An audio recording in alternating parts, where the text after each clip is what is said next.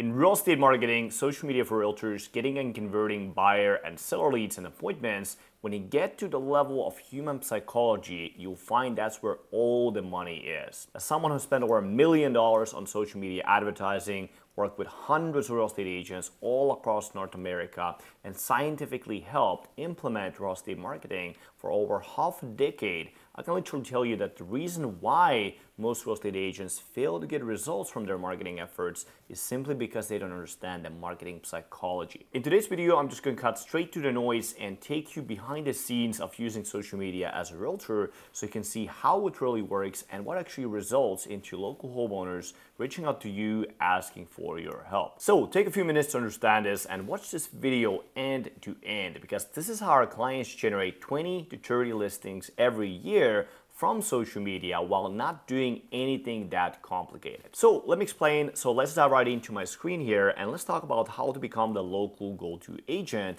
through your real estate marketing. Now, marketing to get more listing clients is the first thing I want to cover. So listing client acquisition is very different from what most real estate agents think. A lot of people think that they need to do something like technical or they need to do something very advanced. But actually, when you look at statistics, 33% of listing clients, according to National Association of Realtors, they go based off referrals. So fundamentally, what you want to focus on as well is really building relationships, nurturing relationships you already have, and really looking at your sphere of influence and also obviously how you can generate more referrals. Because this is the fundamental primary source of listings for most real estate agents. And the same exact thing applies to online marketing. Most of your real estate clients, the easiest real estate clients that will always be in your sphere of influence, relationships you have, and really referrals you can generate from your real estate marketing. Not putting in some advanced website or some advanced CRM or setting up another automation or something like that. Now, having said this, for most real estate agents, they are accustomed to building relationships. So when I say relationships, you're probably very familiar with this. You've driven your clients around, you've really guided them through the process. And so most people are very, very familiar with building relationships in person, whether that be networking events, friends and family, past clients, or just by striking up conversations with strangers. Yesterday, I was talking to a real estate agent in Georgia, and she told me that she was giving tomatoes on the street, literally doing the same exact thing, right? Building relationships with the local people. So for most real estate agents, this is very, very familiar topic. The problem is that when you meet people one-on-one, you're limited by the number of interactions you're able to have. Kind of how I told the example about the lady giving out tomatoes, right? There's only so many tomatoes you can give on a given day. So you can only meet people only so many times, even if you spend your entire day giving these things or doing these things, socializing, building your sphere. If you're going to a restaurant, I know a lot of people tend to do that. And obviously, since scaling your sphere of influence this way has its limits, what is the solution, right? Because at the end of the day, when you are a real estate agent, you do also have to serve the clients, right? You also have to sell the actual house, take the pictures for the house. You have to actually go on listing appointments. So there's only so many hours in a day we can actually do this, especially once we start getting clients. So what is the solution to this problem? Now, you go from building relationships in this physical space, you want to go to building relationships in a parasocial way. And what is parasocial relationships? It is online relationships, it is virtual relationships. Now, having said this, many of you may not understand what is parasocial relationships right now. Now, parasocial relationships, I'll explain that as well. It is a psychological phenomenon where viewers come to consider online personalities as their friends despite having no real-world interactions with them yet. So viewers, in this case, you would have homeowners, develop the feelings of intimacy, friendship, trust, and feelings of being directly connected to the persona as much as they're connected to the real close friends or real close people they actually know in the real world. And many times, these parasocial relationships can actually be even stronger than these real world relationships you develop, as an example, kind of how I said earlier. So let's take an example here. You probably know Oprah Winfrey. And when I mention Oprah, you probably recall some of the moments she's had. You remember that she's giving away the car keys, you get a car, you get a car, you get a car, and you also get a sense of the value she has. She has a value of giving things, she has a value of helping other people, all these types of things, and you have a certain image, certain relationships in your mind created with this person. even though probably most of you, 99.9% of you that are watching this video have never met Oprah, obviously live in person.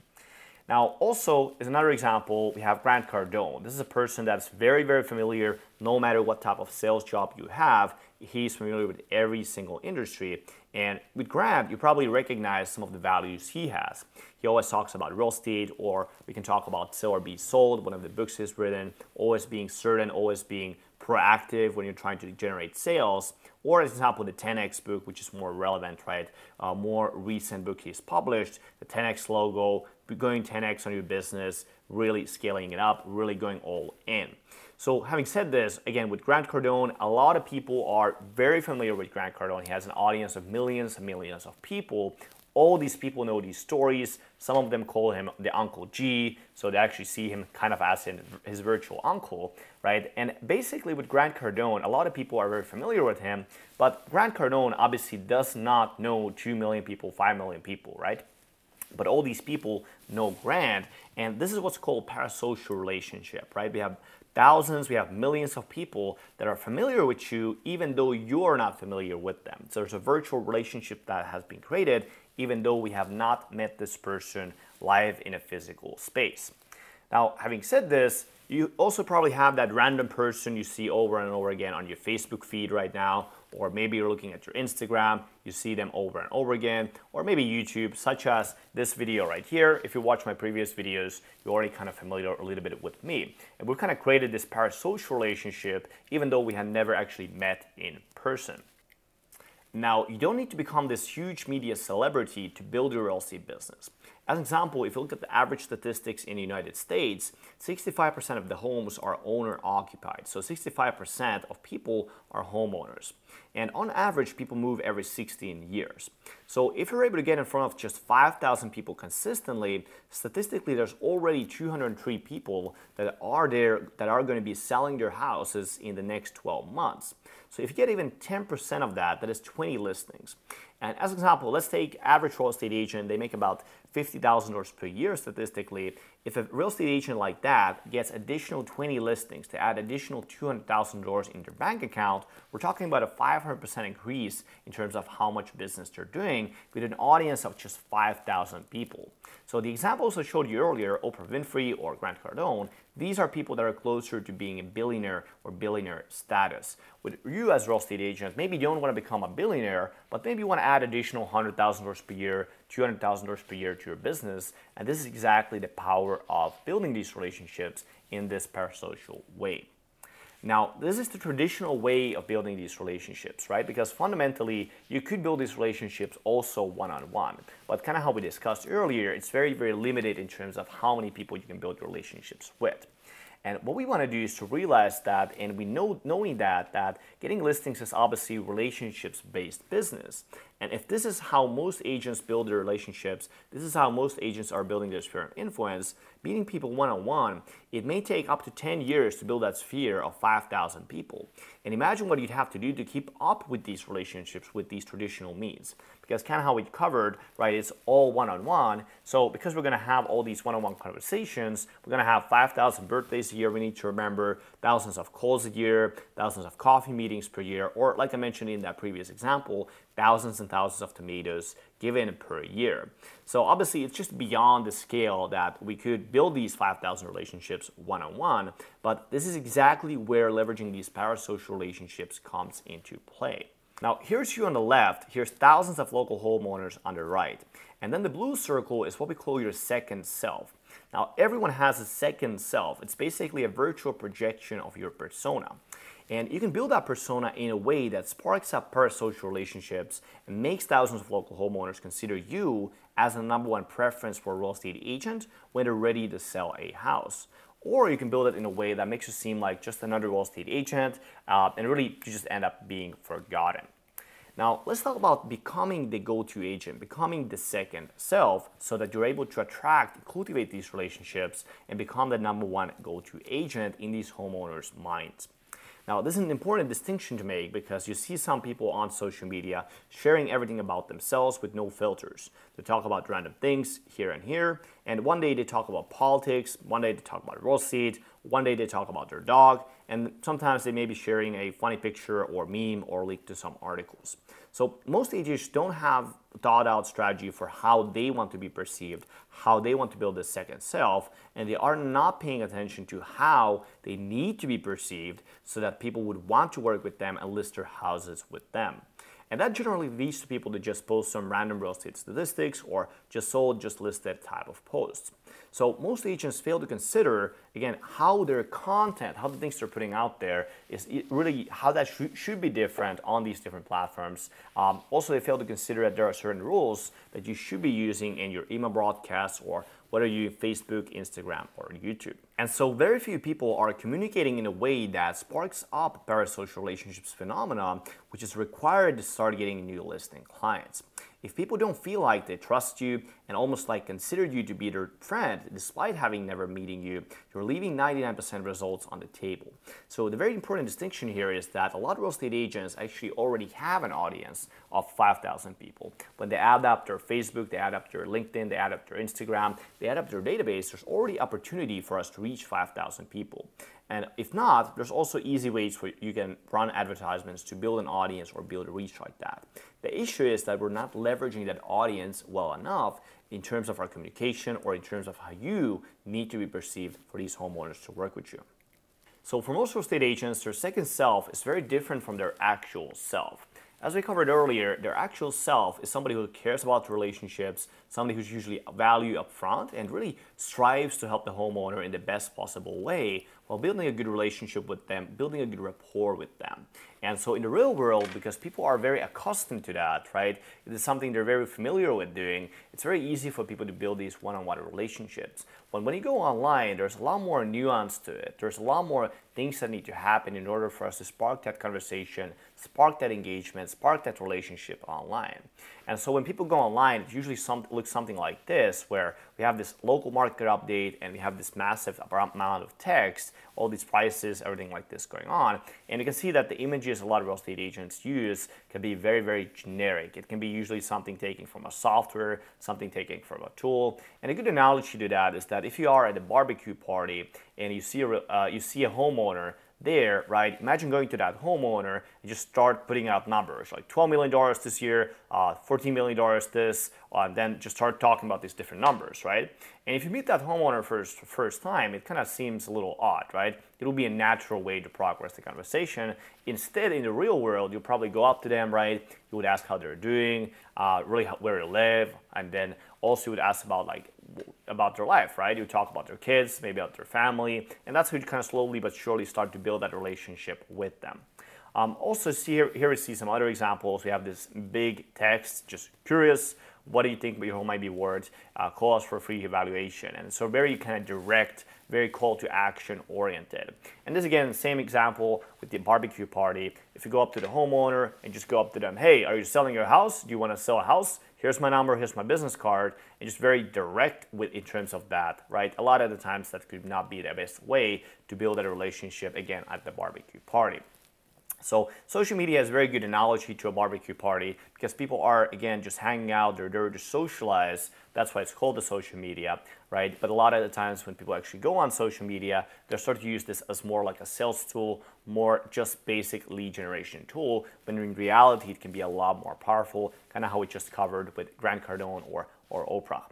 Also, here we see an example of a very, very call to action based post. We have for sale, we have the price, all these different things. This could be a good post, but at the end of the day, right, are we building that parasocial relationship that is required, again, for getting the listing? Because again, 33% of listings go based off referrals, according to National Association of Realtors. So all the frame of mind you want to look this post from is really, is this post building a relationship or not? If it's not building a relationship, right, it's really not bringing us closer towards that goal. So the problem is, a lot of the times when people go online, the second self that gets created, it is very different from the one that is actually in the real world. And so the communication pillars that would actually have in the real world, building rapport, sharing about your personal life, talking about their personal lives, that's really not happening in the online space. And because of that reason, the second self gets perceived very differently compared to the self that actually is there. So a lot of the times the second self is kind of like that sleazy car salesman that just tries to sell you all the time, right? Compared to the person that is actually in the real world, building value, providing people with guidance, and really building that close, intimate relationship. So kind of how we talked earlier, the second self you want to build is really the one that you need to build. So really the second self that you build should be very familiar to the real world self, where you share about your personal life, you really talk about the local homeowners' problems, pains, and desires, and you go with value up front, because this is the way you're going to be driving those relationships. This is the way you're going to be building those parasocial relationships with your sphere of influence, and ultimately your parasocial audience that you start to build here. So here we have a couple examples from one of our clients. We can see a little bit from these posts. So it says there are two kinds of people in life: those who wait for things to happen and those who work for it to make it happen. I recently had the pleasure of helping a family who got tired of waiting. Although they loved their home in Staunton, they had, and here what we do is we tell that story, but you also see that we talk about some of the values. We communicate about some of the values we have as a real person. In the middle, we have a post about shuffleboard. So ever play shuffleboard, whether on a table or at court, it can be a challenging game. And at first glance, it looks easy because it doesn't take much physical effort. Now, as you can see with this post, again, we're showing something about ourselves. We're showing about something about our personality. And you could, as a homeowner in the parasocial audience, envision yourself to be in the scenario with this real estate agent. Last post we have here: I'm ready to move, but I'm afraid I won't find a house to buy. I'm convinced this is the #1 reason we have a low inventory housing market. So now, we provide value. We explain to people, right, why there is a low inventory housing market and what does this actually mean for the local homeowners. Let's take a look at these pictures. I want to address this as well because, as we saw earlier, a lot of the pictures most people typically tend to use online is very, very generic. It can be taken from their brokerage, or it can be taken from a software or something external. But we can see with these images, we're actually using personally taken images really from a real world scenario. And again, this is the same exact thing that would apply in the real world. Imagine a robot going up to people and try to talk to them, right? That's very, very similar example of what happens online when people try to put these kind of images or this automated content.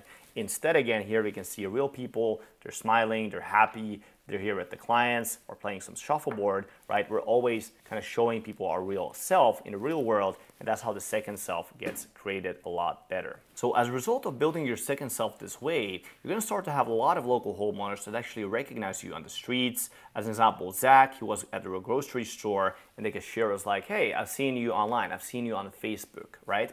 So a lot of times people start to recognize you in the real world, and these relationships start to transfer into real world scenarios, and you start to being perceived in a positive light. A lot of the local homeowners see you as a person that's providing value, see you as a person that's building relationships, and really providing value to the local community. And this is why it's such a crucial piece to make your content this way, because it's important to understand we can do things the right way that's going to cause us to have all these relationships, have all these people see us in a positive way, but we can also do this the wrong way. So if you do it the wrong way, in that case, you get perceived as a salesperson that's trying to sell people.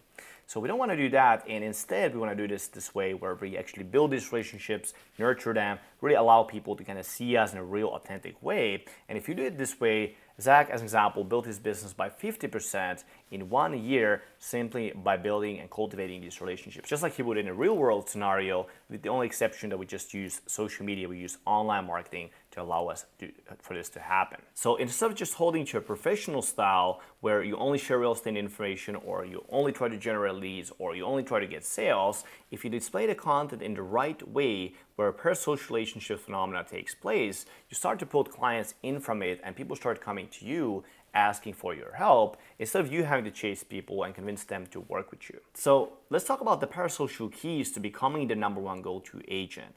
First things first, you gotta create your content yourself. Your voice, your personality, your appearance, your gestures, your values, and your beliefs must come through in your content.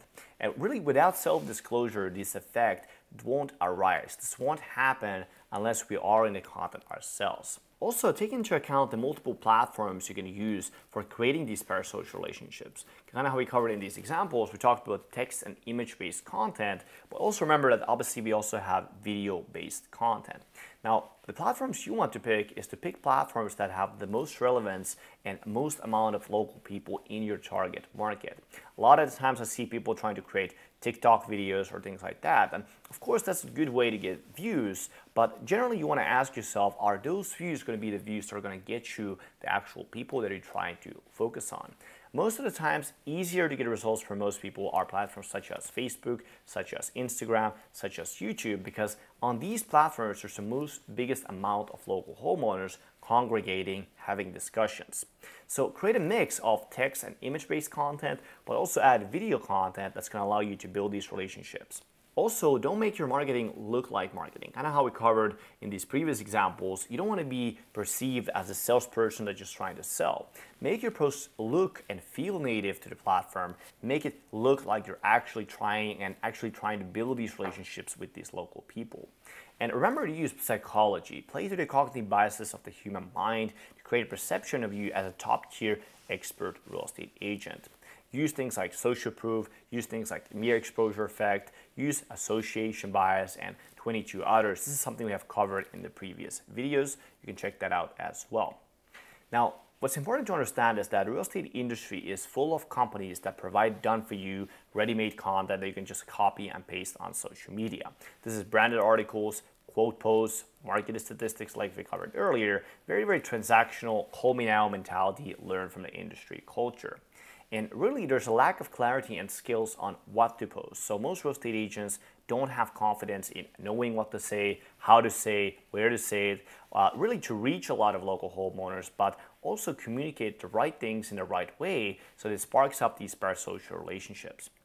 And really, most agents are haunted by the fears of criticism, being judged, or being insulted if they put themselves out there on social media. So if you recognize this problem and you want to go from this into a place where you start to build your second self in a real authentic way, you start to have thousands of local homeowners see you as somebody they really want to work with, and you really recognize the opportunity to really build these relationships to scale your real estate business, I'm going to offer you a free social media audit.